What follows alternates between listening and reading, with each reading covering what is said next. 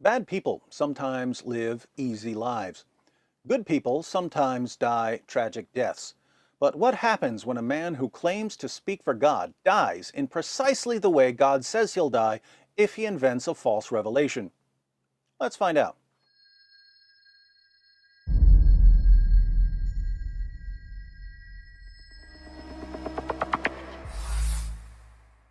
Following his conversion, the Apostle Paul spent about 3 decades preaching the gospel.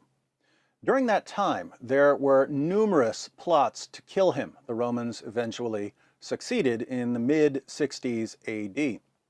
Because Paul was a Roman citizen, he was executed by beheading rather than by crucifixion. Since Paul had been preaching to the Roman soldiers and leaders, his martyrdom served as a witness to the very people who executed him.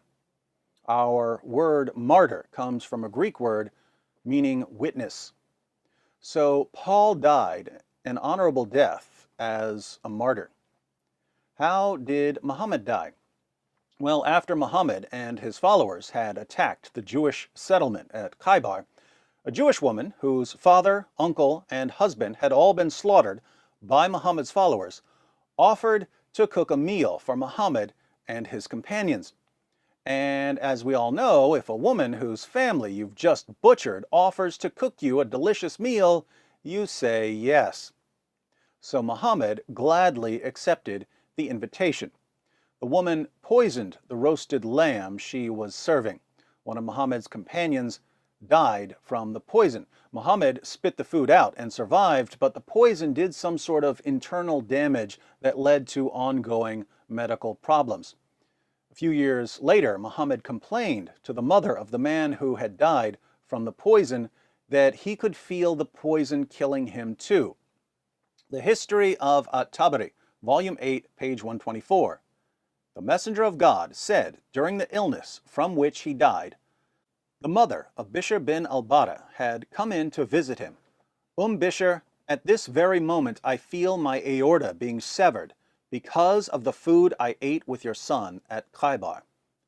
Muhammad felt his aorta being severed because of the food he ate at Khaybar. He said the same thing to Aisha as he was dying. Sahih al-Bukhari 44:28.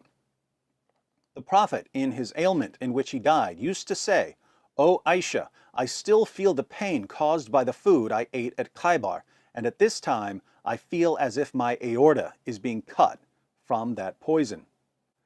I should point out that the words "as if" are not in the Arabic. Muhammad doesn't say he feels as if his aorta is being severed. He says that he feels his aorta being severed from the poison.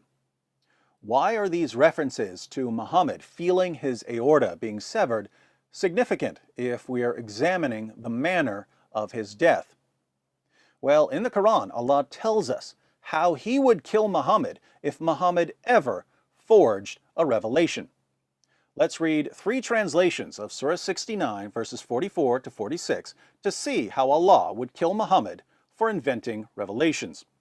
Hilali Khan, and if he, Muhammad, had forged a false saying concerning us, we surely should have seized him by his right hand, or with power and might, and then certainly should have cut off his life artery, and, in parentheses, the translators add, aorta. Pickthall, and if he had invented false sayings concerning us, we assuredly had taken him by the right hand, and then severed his life artery. M.H. Shakir, and if he had fabricated against us some of the sayings, we would certainly have seized him by the right hand, then we would certainly have cut off his aorta.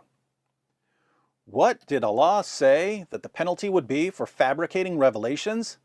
He said that the penalty would be cutting off Muhammad's aorta. And what did Muhammad himself say that the poison had done to him? He said that it had cut off his aorta. So while Paul died an honorable death as a martyr, Muhammad died a disgraceful death as a false prophet. Given Muhammad's treatment of women, Jews, and followers of Jesus, it's almost poetic that he was killed by a lamb given to him by a Jewish woman, ultimately severing his aorta, confirming his status as a false prophet. Humiliations galore.